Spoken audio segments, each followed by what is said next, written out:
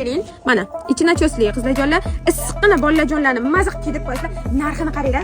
Narxi 34 ming so'm.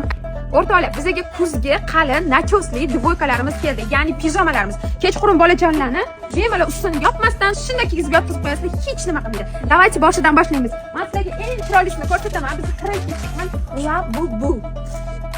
Zo'rligini ko'rmasdan ichi nachosli, yaqinroq agar buni kiloga qo'ysak 40 mingga borib qoladi. Shuning uchun donaga qo'yib oldik, arzon qilib. Buni yoshi 1 yoshdan 7-8 yoshgacha kelgan.